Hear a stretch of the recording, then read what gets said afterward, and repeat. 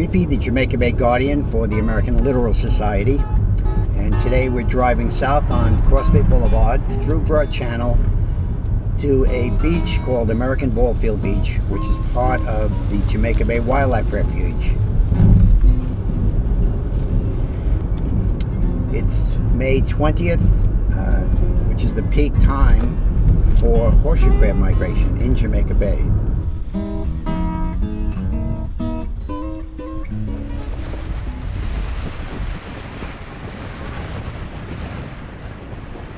It's springtime, it's coming on the high tide, and it's time for all the horseshoe crabs to come up and lay their eggs on the shoreline, the annual mating ritual of the horseshoe crabs. All right, what we have here is a male horseshoe crab. The males are smaller than the females here. This is a female and a male. And this one actually has a tag on it. So the National Park Service is tagging the horseshoe crab to find out where they go, where they move, what beaches they use, perhaps how long they live, since these crabs no longer molt. And so we can actually protect them in the future. And the tail, which as a kid I thought was a poison stinger, is actually, it's called the telson. It's a rudder, so it helps them steer through. It also helps them right themselves if they get turned over in the marshes here. So we're gonna put this guy back, let him get back to business here, and we'll look for more. Here we have a nice little cluster of crabs, two males and a female. And one might ask, why are they interesting and why are we concerned about them? Well, first of all, this is an ancient animal that precedes the dinosaurs. They date back in the fossil records over 400 million years, the same basic structure. Though this is a very successful structure. Also, ecologically, these crabs lay billions of eggs at the high tide mark this time of year. And it's very important for all the migratory shorebirds and all the marine life, all the fish life that come in to feed on that resource. Some of the birds rely on this heavily. One in particular, called the red knot, travels nonstop from Brazil. And this is its first landfall, so it's burned up a lot of its body fat. So it needs to feed voraciously on the horseshoe crab eggs and actually double its weight before it'll head north up to the Arctic breeding grounds.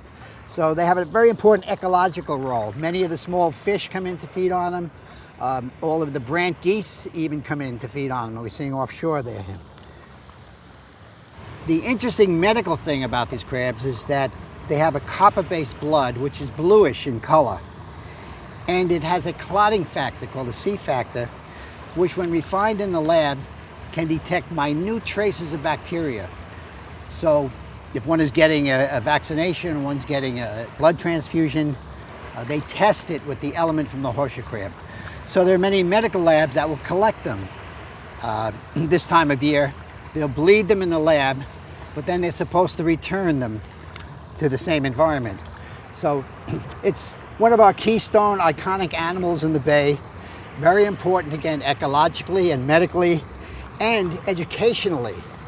Give me a horseshoe crab and I have the attention of kids in the school. So what does this remind you of? What does it look like to you? Looks like a giant cockroach. Looks like a giant cockroach. What do you think, Mary? What is it? Feet look like a lobster. Yeah, it's got feet sort of like a lobster, you know.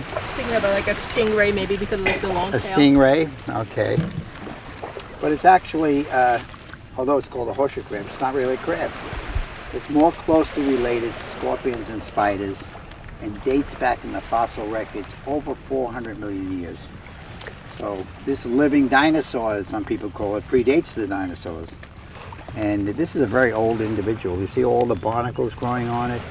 And here's got a community of bryozoans. This little patch in there. There's lots of little animals all living in a colony. So it's a whole living community that travels around the bay. I'll take them. The best way to hold them, never hold them by the tail. Hold them by the front. They can't really get. Large compound eye here and here. Like an insect, many facets. They can detect motion. Two little eyes up in the front here. You can see where they're going. And then they have light-sensitive receptor cells on their tails, underneath them, so they can tell which way is up.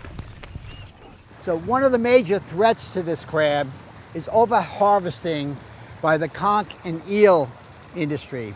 What they do is they use the larger females and will chop them up and use them as bait. Apparently that is very attractive to eels and conch.